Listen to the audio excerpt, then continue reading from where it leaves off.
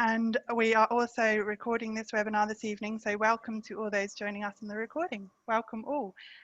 You are on the free webinar this evening about how could society be happier if we move beyond GDP. And also we're running this webinar on International Day of Happiness, so happy International Day of Happiness to Liz and to everyone joining us. So I'm Florence Shalom from the Network of Wellbeing, and we're joined this evening by Liz Seidler from Happy City. Yeah, so to start off with, maybe Liz, I could just ask you to very briefly introduce yourself and your work, if you don't mind. Of course. As you said, I'm Liz Seidler. I'm one of the co-founders and currently chief exec of a charity and a social enterprise based in Bristol called Happy City. We've been going since 2010 with the aim of trying to help shift society so that it has a much greater focus on the well-being of people and planet.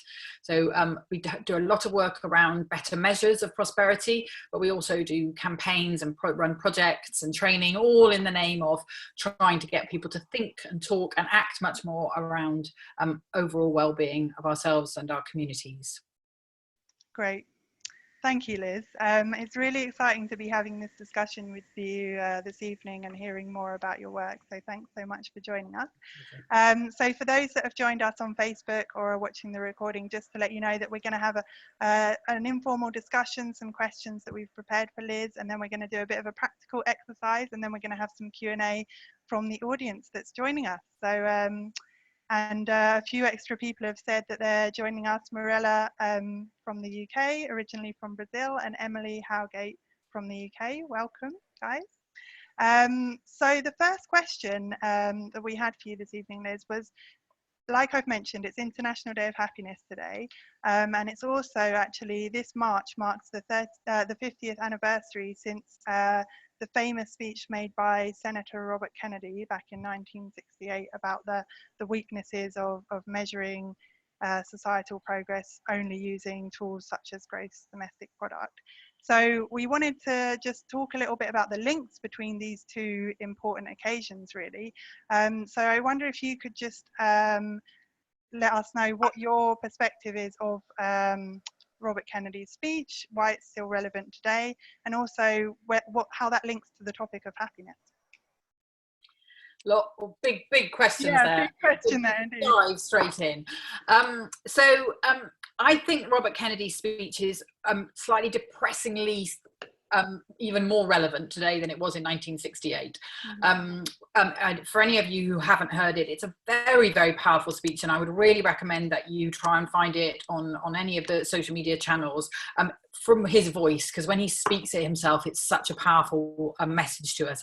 It's a message about how we've got the focus wrong. It's not just about GDP, it's about us having the focus wrong, that actually what we're valuing as a society, how we're defining prosperity, what we're creating as an end goal is skewing the whole system. So he points out many of the extraordinary contradictions within GDP. So at the moment, and at that time, and sadly 50 years later, we still define success as a society as whether or not we've grown that number, that GDP number. And he points out so many things, including, you know, crazy arms races and chopping down rainforests and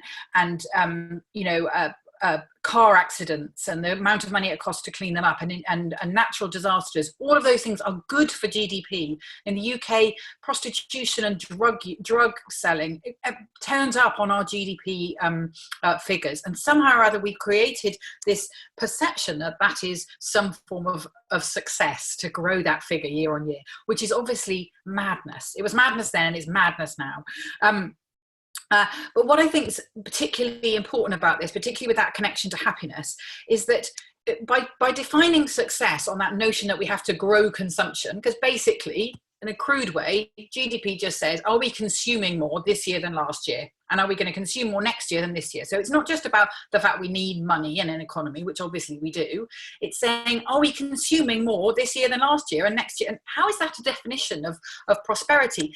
And if we think about the human nature, we're not actually programmed to always want more stuff, more physical stuff. We need things, but we don't need more this year than last year and next year than this year and the year after that and the year after that and the year after that. But for GDP to go up, we need to keep on thinking we need more. So we need, ironically, to be a little bit unhappy for our current definition of prosperity and success to work, we almost need to artificially be drip fed this notion that we're not quite happy until. So we're not, you know, you'll be happier when you've got the latest iPhone. You'll be happier when, you know, you're a bit thinner and more beautiful with newer makeup on, you know. So, you know, every magazine is filled with the must-haves of the week even. I mean, it's crazy, you know, everything's must-have to define our own personal success, but also our societal success. So that's where the connection comes in, because actually we've put this number not just at the heart of our economics, but actually as our definition of success as a society. But that number requires us to be a little bit unhappy. So we have to be drip fed unhappiness artificially, but it also creates huge inequality, which in itself is incredibly bad for well-being, but it also is incredibly bad for the planet that we rely on for our well-being in the long term. So it's bad for our well-being and happiness, but it's also bad for future generations' well-being and happiness. And Robert Kennedy recognized that really, really early on, 50 years ago this year, 50 years ago on Sunday, in fact, when the year I was born. So that's how long ago it was, quite a long time. But sadly, we haven't really got beyond that. That's why people are talking about beyond GDP. We still haven't got beyond it, even though it was so clear even then what a destructive role it played in our society. Yeah, thank you, Liz, for that very powerful answer and drawing the distinction so clearly.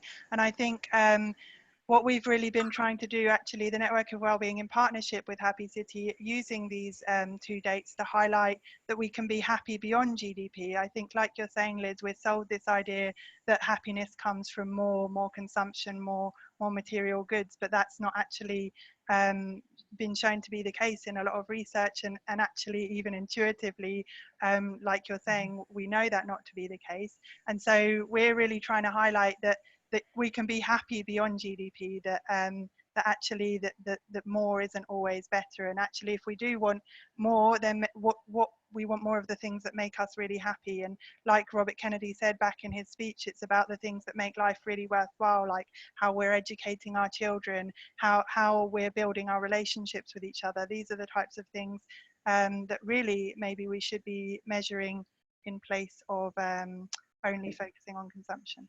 Absolutely, and it's important to remember when we talk about those sorts of things that basic needs and our you know, there isn't, we mustn't dismiss the notion that poverty and unemployment and things like that are unbelievably bad for your well-being and happiness.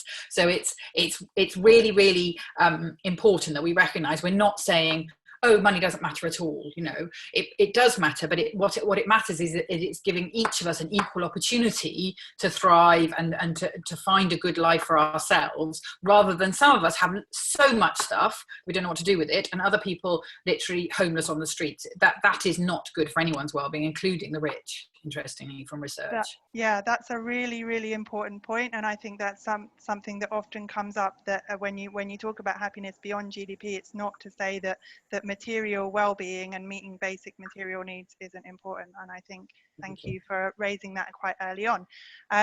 So just to bring in people joining us this evening, welcome again to anyone watching us on Facebook, and also welcome to people that have maybe joined in on Zoom a little later. Robert from Buckingham has said hello in the chat. Hello, Robert. And maybe it would be really helpful to know from those watching whether you guys had heard before of either International Day of Happiness or Robert Kennedy's speech 50 years ago, and whether you kind of reflected on that link previously, and the kind of the points that Liz has raised there. So if you had heard of Happiness Day or Robert Kennedy's speech, maybe you could just type in the chat, yes, I'd heard of Kennedy's speech, or yes, I'd heard of Happiness Day. So Claire Chapman is saying new ideas both to me. Okay, that's really helpful, Claire, to know that new to you, so hopefully that's a helpful reflection. Yeah, and others feel free to type in the chat box about that. And meanwhile, we're going to move on to the next question, because I think that you've made a really powerful point, a lot of really powerful points there about the challenges that we face with still measuring our progress through GDP and still learning these lessons that Robert Kennedy pointed out such a long time ago. But what I really admire about Happy Cities work is that you are doing something about this big question of how do we measure happiness and well-being at a societal level, and how do we use those measurements to make a difference in the way that we make decisions. So in the preparation for this webinar, we posted a few potential questions on the Facebook event, and the most popular question was, what is the Thriving Places Index? And can you tell us a little bit about it? And basically, just to briefly introduce and hand over to Liz to tell more, yeah, the Thriving Places Index is a new index that Happy City has recently launched, just a few weeks ago, actually. So it's a really exciting time to hear a bit from Liz about what the index is, how it's working, and how it's being used so far, and hopes for the future. Thank you. So yes, you're right. We launched the results for all of the local authority areas right across England back in February, and we're doing the same for Wales next month. In fact, next month, yes, April. One of the things that really motivated, particularly the name of the Thriving Places Index, is a brilliant quote from a wonderful economist called Kate Raworth. If you haven't read her book, Donut Economics, you really must. It's an amazing and pretty easy for economics book to read. She says that we currently have an economy that grows whether or not we thrive, and we need an economy where we thrive whether or not it grows. So we're not anti-growth or money or anything else, but actually let's make sure that us being able to thrive is the thing that we're driving. That's the thing we're trying to grow. Sometimes we might need the economy to grow. Sometimes we might need other things to grow. But actually what we're judging ourselves and our politicians and our decision makers on is whether or not we're growing our capacity to thrive collectively. Now, I think that's a very, very powerful reframe of what the whole thing is about, what politics is about, what business is about, what civil society is about. So we set out quite a long time ago. We were very, very inspired by Robert Kennedy's speech, but we were also very inspired by some of the work that Joseph Stiglitz, who's a big Nobel Prize winner, was was a chief economist for the World Bank. So no kind of fluffy happiness lightweight here, a big guy. And he talked about the fact that if we measure the wrong things, we will strive for the wrong things. And he brought out this amazing report just before Happy City was set up. At a sort of UN level, to say we need to be thinking differently beyond GDP. But we knew from lots of work myself and my co-founder had been doing all over the world that this global consensus takes a long time. Even national consensus takes a long time to achieve. And the grip that things like GDP have got on our economy and our sense of society is very, very strong. So what we decided to do is say, what would happen if we tried to create an alternative to GDP, but at a local level? So that people who have perhaps more capacity to just try stuff out, to get things done, to shape decision making at a local level, where, let's be honest, most people's well-being happens at a local level. That's where people's lives actually go about their lives. So we've been working ever since then, which is quite a lot of years ago now, 4 or 5 years ago at least, with all sorts of different academics and global experts and all sorts of people to say, what would a new measure look like? What are the priorities? What are the things that all the research tells us have the biggest impact on people's lives, but also what's practical? What can people actually use? We didn't want it to be another one of those fluff, dust-covered reports sitting on a shelf that people referred to but never actually used or read. So we've spent that time, we've tested out lots of different versions of it. We've talked to really normal people in communities, very, very diverse communities, and we've come up with this Thriving Places Index. Just to give you a bit of a sense of it, there's so much information online, so I do encourage you to go and have a look there. But at its core, it answers the question, are we creating the conditions locally for people to thrive? What are those conditions, and how well are we doing locally at delivering the conditions that all the evidence says are the best ones for people to thrive? But quite importantly, for us anyway, we say, are we creating those conditions equitably, and are we creating them sustainably? Because the trouble with one number, whether it's GDP or any other number, is we could be, for instance, improving the well-being of a small minority of a community by a lot, and a single number will go up. But actually, we know from all the evidence that hugely unequal societies are much less happy. And so we want to make sure that we're doing it in that much, much more equitable way than we are currently. But also, we don't want to improve the lives of current generations at the cost of future generations.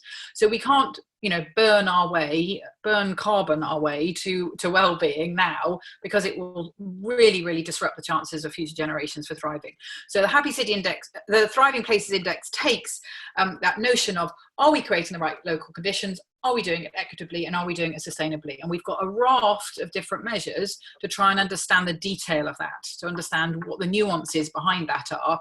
And then for each place right across England, we create a kind of scorecard to say what we're doing well, what we need to do more work on, where we can learn from best practice around the country, where we can, you know, cross-fertilize what's working in one place with somewhere else. So that's the overall aim, and more places are beginning to pick it up and start using it, which is the real crux of the matter. As we say, it's not just something to look at online or in a fancy report. Yeah. Brilliant. Thank you for that comprehensive overview of both the inspiration behind why you started the Thriving Places Index and kind of where it's got to so far. And I think, like you say, the link to kind of future generations is so relevant. And I know that at the launch you had some people from Wales there, where they've got their Wellbeing for Future Generations Act, and it's great that you're going to be launching the index in Wales as well, because I think that's a really inspiring piece of legislation to make a lot of these points at the policy level as well. And it's really valuable to have tools like the Thriving Places Index to get this into people, to kind of local decision makers, kind of policy toolkit as well. And I just, whilst you've been answering that question, a few more people have said on the chat box, Victor Britton Wong has said he's heard of both International Day of Happiness and the Kennedy speech, and Morella as well. And Robert has said that he's got 25 years of experience in sustainability within local government, so those aren't new ideas for him, but relevant as ever. And the Stern report started to link these issues to the mainstream economics, so intergenerational well-being is key. So thanks, Robert, for that comment. And if anyone else wants to comment on the relevance of these issues to, you know, your current work or things that you're involved in, then feel free to use the chat box for that. And if you've got specific questions, I see a few people have started using the Q&A box, and we'll come to those later for sure. Yeah, I can respond a tiny bit to Robert. I know that's not our Q&A spot, but I totally agree with you, Robert. I think that it's really interesting, the whole intergenerational thing, and I think it's often missed in these sort of spaces. And I think that what you just mentioned, Flo, about the Future Generations Act in Wales is really interesting, because one of the key ways they're trying to deliver the Future Generations Act, for those of you who don't know about the Future Generations Act, very bold bit of policy and law that was put in by the Welsh devolved government, to say that all public money needs to demonstrate that it's having either a neutral or a positive impact on the well-being of current and future generations, which, the moment you stop and piece those words together, is a huge piece of policy. It's caused comparative havoc in Wales in a good way, because it's really disrupted the system. But I think one of the things that's really exciting about it is that they've insisted that people work across sectors. So Robert obviously has worked in local government for many years, and there's lots of interest in this from local government. But also, as far as we're concerned, it's not just a job of local government to ensure that places are the sorts of places where people thrive. It's business, it's civil society, it's all different parts of the public sector. We all need to work together to make this shift, so that our collective goal becomes helping communities to thrive. And when it's our collective goal, you've got so much more resource, you've got so much more wisdom, you've got so much more, you know, so many more people to help deliver those goals. So I think it's really important that as soon as you make that shift in terms of our collective thinking about what our goal is, you can bring far more actors into the place, so that it's not just used as a kind of wagging finger at local authorities for not doing the right thing. Yeah, thank you for that response, Liz. And just to say that if there are people watching on Facebook that have questions as well, do type them on Facebook, and my colleague Roger is watching the Facebook stream, and he'll type any questions for Liz later into the Q&A box, so that we can answer them as well.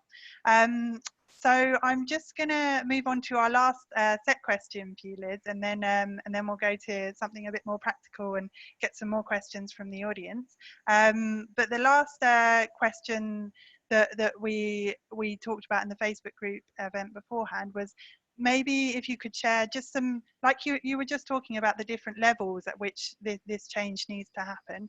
Do you have any kind of suggestions, practical ideas for ways that people could bring this into their own lives, maybe into the workplace, into their personal lives, or as well as into the policy levels?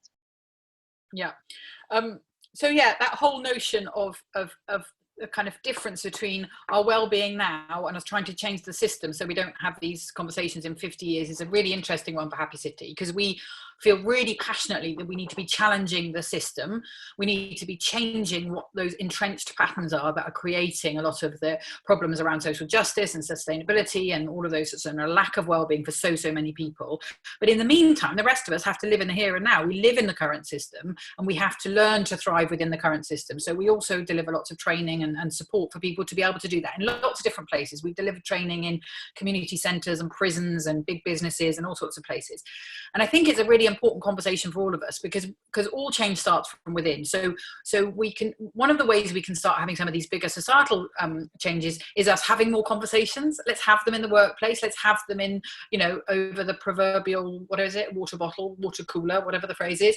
Let's have them in the pub, in the cafe. A lot of our work, in fact, a lot of the Network for Wellbeing's work, is we're trying to get communications out there that people do want to talk about, that do prompt people to think. So that's the first step. Let's start making this a conversation that's quite normal to have. Let's normalize it in that sense. And we can continue to campaign and pester our politicians and our leaders, etc. But also, I think we need to think about our own lives. That many of the people involved in this will know about things like the 5 ways to wellbeing. They're really, really powerful. They seem so simple that people often dismiss them, but they're very, very powerful. So the 5 ways to wellbeing, there's a big bit of research about what are the areas of life that have the biggest impact on our wellbeing. And the 5 they came up with were connecting, so human connection, societal connection, family connection. Connecting is deeply important to us. Learning, we forget that one. We think you learn in school and then you stop, but learning is incredibly good for your well-being. Any kind of learning at all. Being active is really good for you. Any kind of physical activity, even tiny amounts, are good for your well-being. Noticing really seems like a strange one, but actually just becoming much more mindful, very positive, very trendy phrase these days, but just being aware, looking up, noticing things around you, becoming much more conscious of the world around you is incredibly good for your well-being. And finally, give, any kind of giving, helping out with people, even giving a smile. I sometimes try and collect smiles on my way to work, see how many people will smile back if I smile at them. But those 5 areas of wellbeing are really, really simple ways to drip feed wellbeing into our lives that don't actually cost lots of money. They don't necessarily affect the GDP figures, but actually we can start taking a bit more control over our own lives, despite the sort of circumstances of our very consumer world around us. People often forget that our well-being is a bit like a reservoir. We think, I'm either happy or I'm not because good things have happened to me, or bad things have happened to me, or I'm having a good day. But actually you can drip feed well-being into your daily life so that you build up reserves of it, so that actually when bad things do happen, and nobody is pretending that bad things don't happen to all of us at some point in our lives, if you've built up that kind of reservoir of well-being with little drip feeds of some of those sorts of things, it really, really, really can support you being able to bounce back and support your family when they're in trouble and all that sort of stuff. So I think us recognizing that we can't just go around preaching this stuff. We've got to actually live it in our day-to-day lives, and I'm not always great at that myself, but I think it's really important. Yeah. And I love your idea of collecting smiles on your way to work. So I think it's about, that idea in itself just makes me smile. And I think, like you say, it's about, in a way, another maybe a trendy phrase, but is building up resilience. But it is that sense of personal resilience, so that when things are more challenging, that you have that level of self-care and connection, relationships with others, so that you can have that sense of resilience moving forward. So recognizing your own power. So I often think we notice the people who influence us. So if somebody's upset us or wound us up or anything, we really notice that, but we don't necessarily notice the kind of ripple effects that we create in our own lives. If you go into the post office and you snap for whatever reason at the woman behind the counter, she's much more likely to be a bit snappy to the next person, who might go back and be snappy to their toddler who'll go into the nursery and be grumpy with do you see what I mean? We have those ripple effects, and recognizing our own personal power helps us to see see that we have a choice. Do you want those ripples that we're sending out into the world, whether we like it or not, to be positive or negative ones, you know? So being a bit more conscious of our own impact on the world is I think an important step in this, because, you know, we can only fully influence our own lives. Yeah, that's a really beautiful way to put it, actually, like reflecting on the potential for like positive ripples of happiness, or yeah, and your own impact that you can have in the world. So I think that leads really nicely into, we were going to invite you to just do a short example practical exercise. I know we've got people joining us from lots of different areas. Some people may be working in community groups or leading exercises, and some maybe this is a newer area. So Liz is just going to share an example of a kind of practical exercise that you guys could join in with if you like to, before we move on to the Q&A section of the webinar. Okay, so as well as the Thriving Places Index, we also have a tool online. It's completely free. Any of you can use at any time, called the Happiness Pulse, which is a way of measuring your own well-being. And when whole groups of people do it, it is a very powerful way to measure community well-being. And we're not going to get you to do that now, you'll be pleased to hear. But referring back to that reservoir idea I mentioned earlier about drip feeding into your day-to-day lives, one of the things I've got people to do quite a lot of times over the years is to sit down, and I recommend, if you have a piece of paper now, do this. If you haven't got a piece of paper, just do it mentally, and think about the things you do literally day to day, the sort of normal bog standard things, nothing fancy, just the sort of things you do every single day of the week or each week. Make a bit of a list, either on paper or a mental list of those sorts of things. You know, you walk the dog, you go to meetings, you do emails, you watch the television, you read a book, whatever you do, whatever it is, go to choir, I don't know, whatever your thing is. Make a little bit of a list, and then against that list, when you've done it, don't spend too much time, just a few, you know, just a minute or something, sketch them down. Think about how many of them hit some of those well-being boxes. So how are you doing on connecting? To mentally or literally put a tick next to connecting, to learning, to being active, to noticing, and to giving. And I personally would add, and being outside in nature, because there's lots and lots of evidence that being outside or any kind of connection to nature or to green spaces is incredibly good for you. So perhaps add that one on if you can be bothered. And do a quick check on your day, on your week. How many of those little ways of well-being do you think you're already getting? I'm going to leave you for 30 seconds, a minute or so, to just either mentally or in writing, have a bit of a think through, how do those things work? And then we'll have a bit of a chat, either in the chat or between Flo and I, about some of the ways you can use that list to start building up that reservoir for yourselves. Nice one, thank you, Liz. And yeah, I'm also gonna make a little note myself, because I think it's a really good practical exercise just to reflect on how we're implementing these lessons into our own lives. So if you're watching on Facebook or here with us in the Zoom webinar, yeah, feel free to, like Liz says, make a mental list or a list on paper, and then if you would like to, after 30 seconds or so, we can start to share some reflections in the chat box.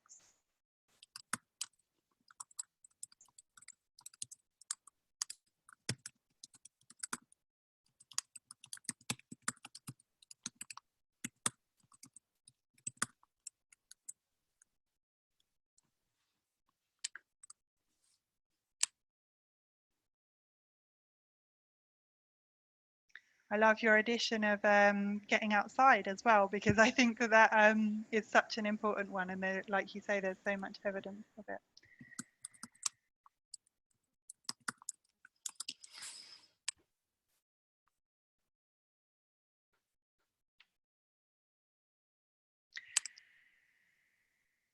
So I will maybe just share a few initial reflections from myself, and then we can see if anyone would like to share in the chat box as well their reflections on that type of exercise. And you can maybe share some reflections, Liz, on previous people you've done it with as well, if you'd like to. Yeah, I was thinking about, I think doing this kind of exercise for me makes me really reflect on my own kind of day-to-day actions. And yet often I know theoretically that some of these things are good for me, but maybe struggle to put them into practice. So I think it's a really good like self-reflection exercise. But I think I do things regularly, such as go to a meditation group and go dancing, and those type, especially dancing actually helps me to connect with others as well as being active myself. So it's really valuable to see areas of my life that are particularly good for well-being in multiple ways, not just that maybe I take for granted sometimes or push to the side if I get a bit busier, but actually, like you say, it's about building up that reservoir of well-being for the longer term. I think that is one way that this sort of exercise can really help, because when you notice that one or two of the things that you do are really good for your well-being, and they're kind of ticking all the boxes, and there are definitely things like that that do that, it helps you to prioritize them a bit. So it's terribly easy when you're very, very busy to not bother, you know, going dancing with your friends, or in my case, I stopped going to a choir that ticked every box for me, etc. And I think that's an important reflection, because it can help us when we don't feel like something, remind ourselves how good it is for you. I think the other thing that it can sometimes do is help you spot gaps. It's kind of like, oh gosh, you know, we did this in a lovely community with this fantastic, very, very busy mum, and she had nothing on there that said anything about learning. She said, I just haven't got time for courses and things, Liz. And I'm like, how about, you know, picking up a different magazine than your normal one when you go to the newsagent? You know, I try and buy really, really random newspapers sometimes, just because it makes my brain work differently, because it's somebody else's opinion that maybe I don't agree with at all, but it really makes me think, and that's a kind of learning, you know.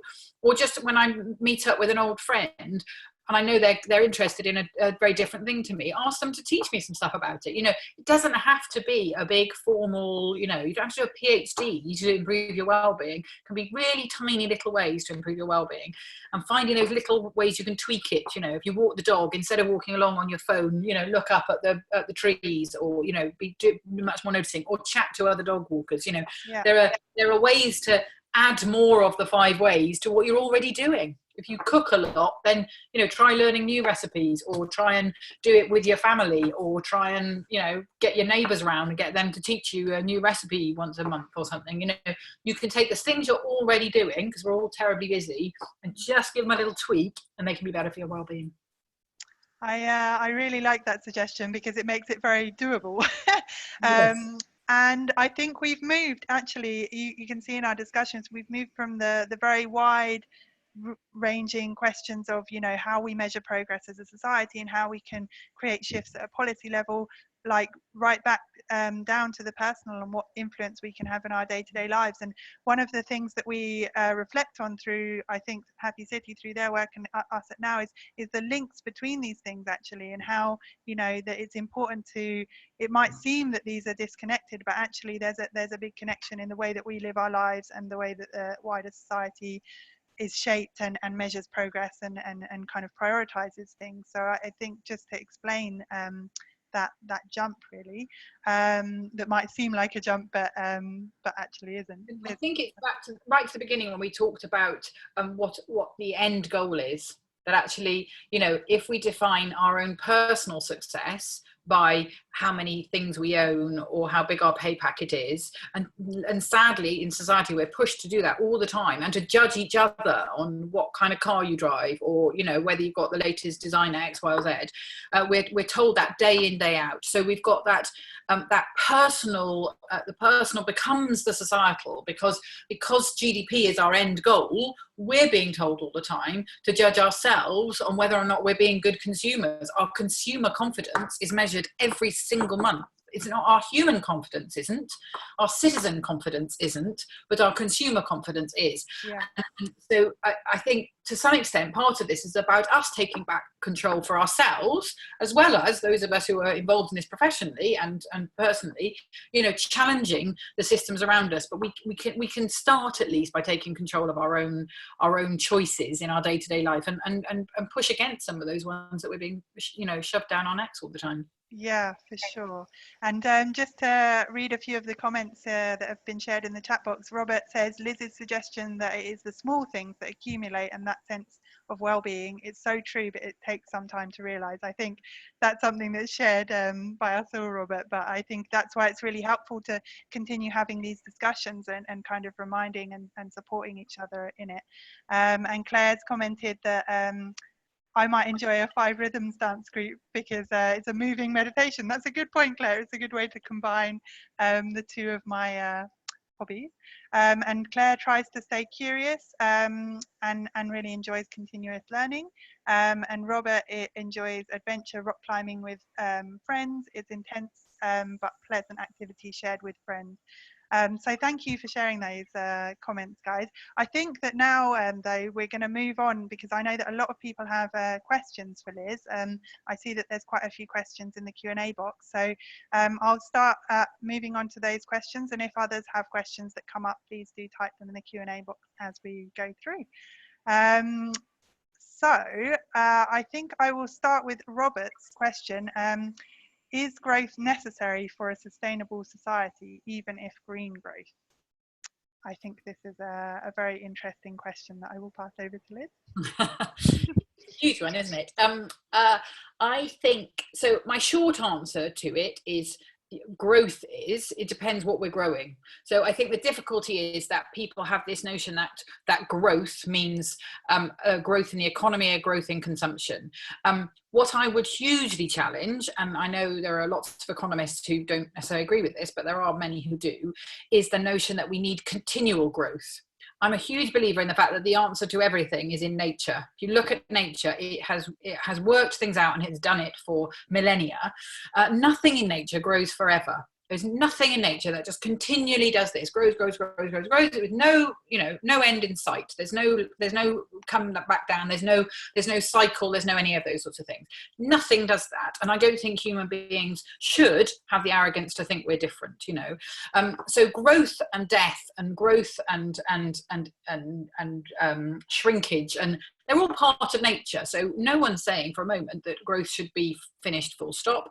I do challenge the notion that people think that we can put a word before the word growth and it's all going to be all right. Let's have inclusive growth, let's have sustainable growth, let's have a green growth, but they're still talking about economic growth and continual economic growth. Now, I don't agree that we need continual economic growth. I think parts of the economy need to grow at some times and parts of the economy need to shrink. Parts of the world's economy need to grow. There are parts of the world that still definitely need to be on that stronger growth trajectory. This whole system of growth was set up after the Second World War, when much of the Western world needed very urgently to grow in order to replace what had been lost during the war.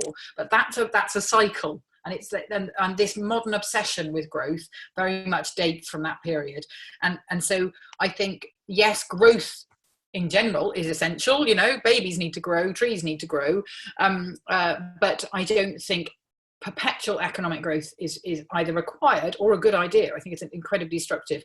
Unfortunately, our economy is set up with debt to require it, but that's a whole other area that I could very happily get into, but I might send everyone nodding off. I would hugely recommend reading some of the outputs of Positive Money, who are very, very powerful group up in London, who are doing some fantastic work about challenging some of these very entrenched systems of our economy that are deeply bad for the well-being of people and planet.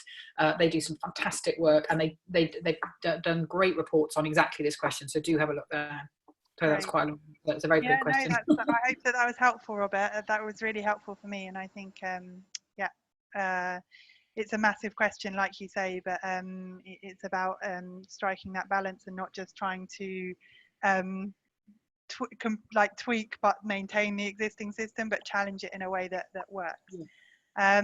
So Claire has asked, how are GDP figures collected, and how can the index for well-being, which I think the Thriving Places Index Claire is referring to there, have the same breadth?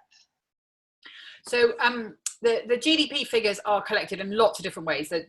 Behind the GDP figures are thousands of different indicators. And they're collected by lots of different agencies around the country and the world, for that matter. In terms of the Thriving Places Index, similarly, actually, for the Thriving Place, the Happiness Pulse, we collect all that data directly with people. For the Thriving Places Index, we use all existing and open data. So it's all data from people like the Office for National Statistics, who are partners of ours, and Public Health England, and all sorts of different, very, very reputable big national organisations, to make sure they're really, really rigorous bits of data.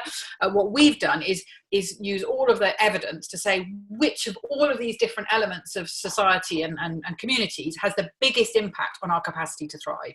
So we've collected out we've narrowed it down to what are the biggest influences on our well-being, and then of those, what are the best indicators. And in some cases, the best indicators aren't being collected, and therefore we can't use them. So we have to use proxies, and it's quite a complicated methodology.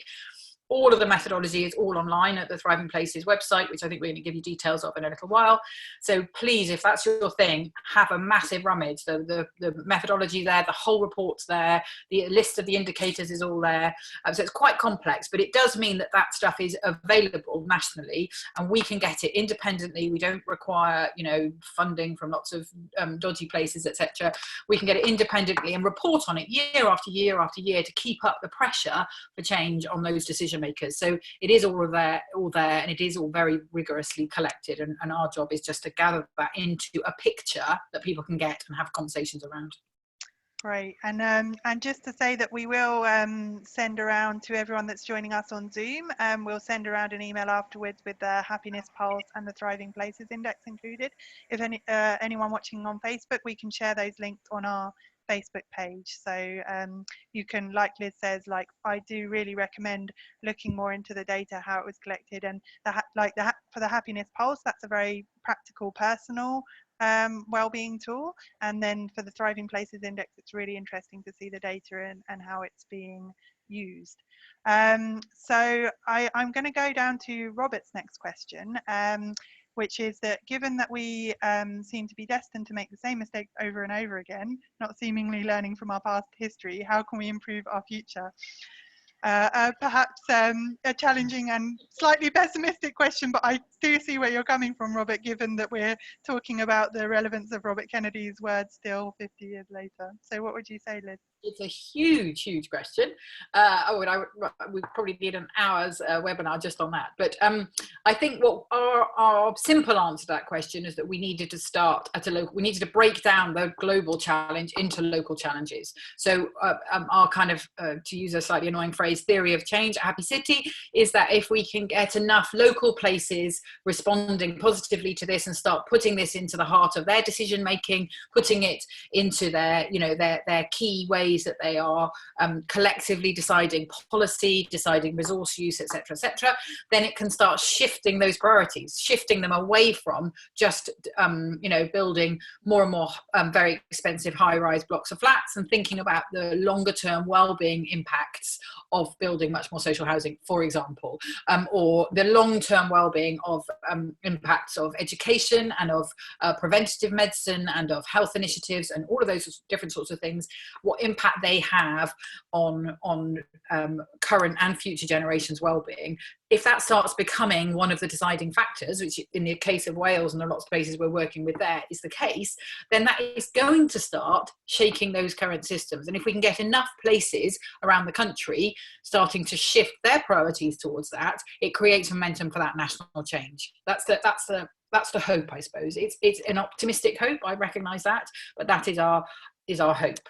And, I think that it's the case right across. If you look at the model of the Thriving Places Index, things like jobs, at the moment we're creating quite a lot of jobs, but they're insecure jobs, they're lowly paid jobs, they're jobs where people's well-being aren't being taken into account at all. Now, how can we be putting a good jobs? We've got a kind of good jobs indicator in our measure that measures, are we creating the kinds of jobs that help people to thrive, that give them security for their kids, that help them have some sense of purpose, etc. And if we're not, why aren't we? How can we prioritize that kind of job over, improving the profit line for a huge corporation on the other side of the world? And that, it's those decision-making processes we're trying to disrupt, if you like, with this work.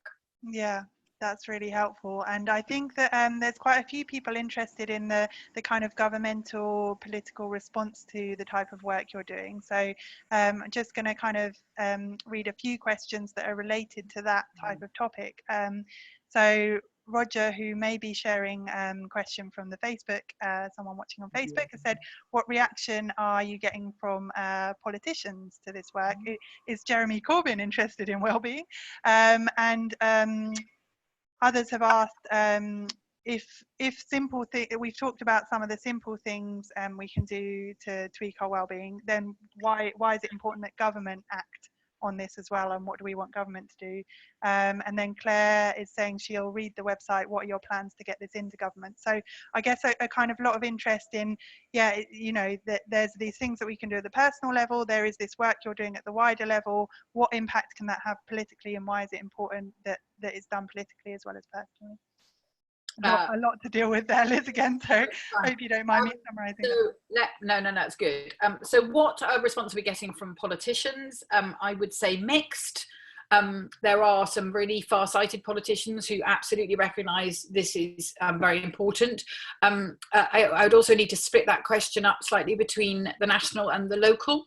So again, the answer's mixed, even at a local level, but there are some really pioneering places around the country. I don't particularly want to name and shame, if that's all right with you, but there are pioneering places around the country where there are leaders who are prepared to put their neck out a bit and say, actually, we want to do this differently. We want to make this much more collaborative. We want to work with different sectors.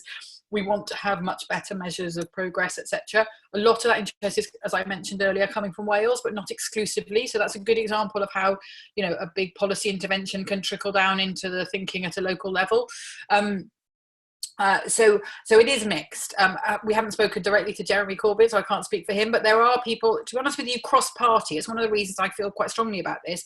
It's quite hard if you sit down with a politician and say to them, do you think it's really important that we create the conditions for people to thrive now and in the future? It's quite hard for them to argue against it. So I think this is a way of having some new conversations across some of those political divides. Let's not scrap over what the end goal is. Let's choose a really clear and fairly uncontentious end goal, and then maybe disagree about how we get there. So there are good politicians in different parties who are beginning to get this. Unfortunately, right now, I don't think the very top leadership of this country is wildly interested in well-being, but they are starting to get more interested in things like loneliness and some of the kind of ripple effects, if you like, of a lack of well-being. So I think maybe we end up, through us and some of the many other great people working in this space, coming in slightly from the back door on that one. What is government's role if we can do all these things ourselves? We can't do all of these things ourselves is the short answer. I suppose I was telling you some of the things that we know from research we can do ourselves, but actually, you know, if we live in a society where for many people they live in dire appalling conditions of homes, or they don't have a job, or they're treated appallingly because of their race or sexuality or whatever, it's very difficult to thrive in those circumstances. It really is. So those tips I was giving earlier will help. You know, I did this training in a prison and was speaking to people who are locked up for 22 hours a day. And one of the prisoners came up to me after and said, gosh, Liz, if I'd known that 10 years ago, I wouldn't be in here. You know, so there are things we can do even when our circumstances are bad, but that's not to get away from the fact that our governments and our big public services and our big businesses that make so many of the decisions that affect our lives don't have a big role to play in helping create those conditions, which is why we have these two tools. Are we creating the conditions? That's a lot about decision makers. And then how are we doing actually in our lives, and what can we do to improve it? So those two sides are really important, but it's not letting government off the hook at all. Do we have any plans with government? Lots and lots of plans with local government. We try and influence national government wherever we can. We end up on quite a lot of round tables and all that kind of stuff. But by and large, we are focusing our efforts on helping those people in local government who want to really grab this with two hands, put it at the heart of what they're doing, and help them make the case that this is the right way to go for the future. If we can get enough places really doing this wholeheartedly, then it starts becoming harder and harder to argue against it. And that's basically where we are at the moment. We're just starting to work with, at the moment we're working with about 7 or 8 local authorities around the country, but we have interest from about 40, I think. So, you know, hopefully if we had this conversation in a year or 2 years' time, we'd be in a place where there was real momentum at that local government level, which hopefully influences national government in the long term. Yeah. Another long answer, sorry. No, it's really brilliant, and it's so exciting to see that there's such an appetite for this, you know, for these resources and these measurement tools from the local government level as well. It's great that you're working in such a connected way in that sense. And I know that we're kind of coming towards the end of our webinar, so we'll try and cover a few of the last questions, and then we'll of course share a lot of further information from Liz and Happy Cities work in follow-up as well. I think we've in a way we've touched upon one of the questions were what are the practical steps we can do to challenge GDP's dominance, and in a way that's you've spoken to that question in the sense of the working on alternative measurement tools and pushing those into different areas of influence of power. There's a very huge question about, does a happy society mean the end of capitalism? I don't know whether you've got any short, given the time that we've got left. Obviously that's perhaps another future wider discussion to have, but do you have any reflections on the link between the happiness and kind of challenging the current economic structures?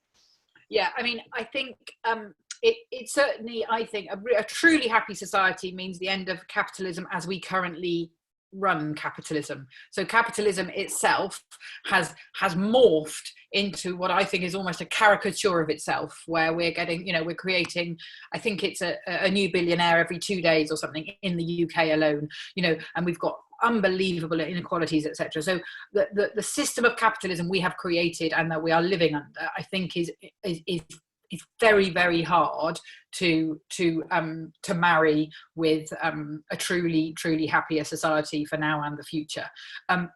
Does that mean a whole new set of conditions?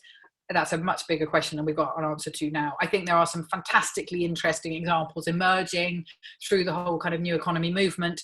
But I think that's probably a bigger one, especially as it's 4 minutes. Yeah. Exactly.